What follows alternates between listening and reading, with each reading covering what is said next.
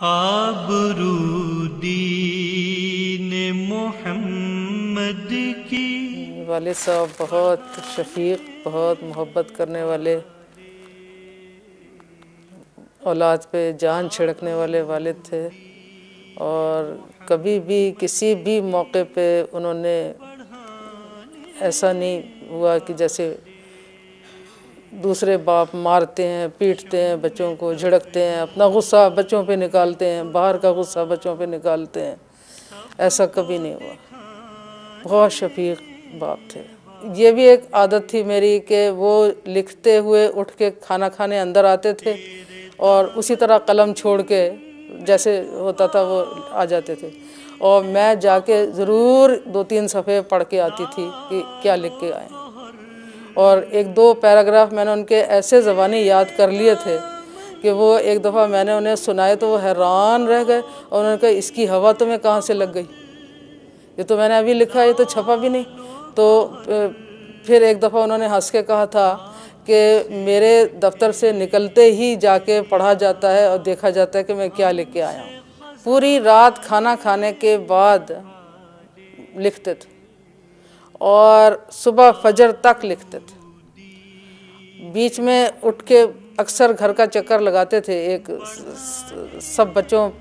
پہ نظر رکھتے تھے، اور کسی کی رضائی اتری ہوتی تھی اسے اڑا دیتے تھے اور دروازے چیک کر لیتے تھے، لیکن بالعموم عشاء کی نماز کے بعد کھانا کھا کے اور پھر وہ صبح تک فجر تک لکھتے تھے۔ فجر کی نماز پڑھ کے لیٹتے تھے، اور 8 بجے پھر لکھنے کی میز پہ موجود ہوتے تھے۔ یہ اس میں کبھی ہم نے کوئی فرق نہیں دیکھا۔ اور آخر عمر میں جب بہت جوڑوں کی تکلیف ہوئی تو انہوں نے یہی بات کہی کہ اب میری ہڈیاں مجھ سے انتقام لے رہی ہیں، اب میرا جسم مجھ سے بدلہ لے رہا ہے۔ میں ساری رات جاگتا تھا، میری آنکھیں سونا چاہتی تھیں اور میں انہیں جگائے رکھتا تھا، میری ہڈیاں آرام کرنا چاہتی تھیں، میرا جسم، میری کمر آرام کرنا چاہتی تھی، اور میں بیٹھا لکھتا رہتا تھا، اور اب یہ آنکھیں مجھ سے انتقام لے رہی ہیں۔ میں سونا چاہتا ہوں اور ان کو جاگنے کی عادت پڑ گئی ہے، میرا دماغ مجھ سے بدلہ لے رہا ہے، میں چاہتا ہوں کہ یہ سوچنا بند کر دے اور مجھے نیند آ جائے، میں پرسکون ہو جاؤں، لیکن یہ سوچتا رہتا ہے، اس کو میں نے سوچنے کی عادت ڈال دی ہے، اور یہ ہڈیاں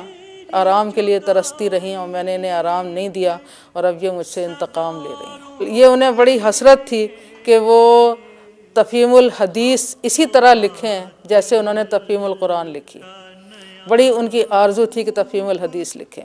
اور جب بھی میں سعودی عرب جاتی تھی وہ مجھ سے ضرور یہ کہتے تھے کہ وہاں جا کے دعا کرنا کہ میں سیرت النبی مکمل کر سکوں۔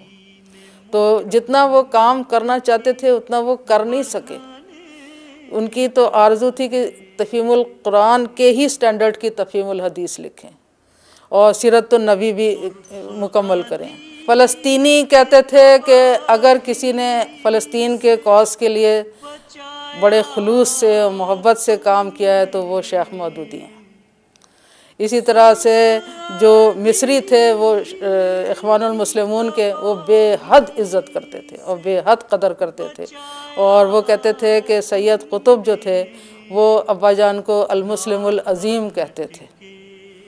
اور انہوں نے اپنی کتابوں میں بھی کئی جگہ ابا جان کا حوالہ دیا ہے المسلم العظیم کے نام سے۔ تو اور اسی طرح سے جو شامی تھے وہ بے حد عزت کرتے تھے، اور شامی یہ کہتے تھے کہ مجھ سے کہتے تھے رفع اللہ رأسہ، اللہ تعالیٰ نے ان کو سربلند کیا، ان کو عزت بخشی ہے۔ اور شامیوں نے مجھے کہا کہ ایک بار تم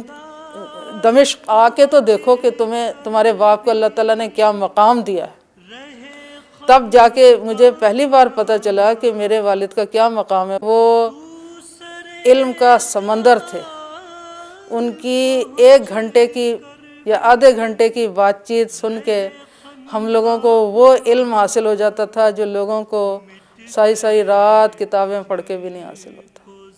یہی وجہ ہے کہ ایک ہی سال میں میرے بڑے بھائی نے اور میں نے اکٹھے ہم نے امتحان پاس کیے تھے۔ میں نے ایم اے انگلش کیا تھا، اور میرے بھائی جو مجھ سے 1 سال بڑے ہیں انہوں نے MBBS کیا تھا، اور جب ہم نے چھلانگیں لگائیں اور اچھلے اور کودے کہ ہم پاس ہو گئے اور ہم یہ ہو گئے ہم وہ ہو گئے، تو اس وقت ہماری اماں جان نے کہا تھا کہ آدمیت چیز ہے کچھ، علم ہے کچھ اور شے، لاکھ طوطے کو پڑھایا پر وہ حیواں ہی رہا۔ تو ہمیں بڑا افسوس ہوا اور ہم نے یہ کہا کہ ہماری تو قدر ہی نہیں ہوئی، ہماری تو عزت ہی نہیں ہوئی۔ تو ہماری والدہ کہنے لگیں کہ یہ جو 2-4 کتابیں رٹے لگا کے جو امتحان پاس کر لیے جاتے ہیں اور ڈگریاں حاصل کی جاتی ہیں، ان کی کوئی حیثیت نہیں ہے۔ یہ گھر ایک ایسے عالم دین کا ہے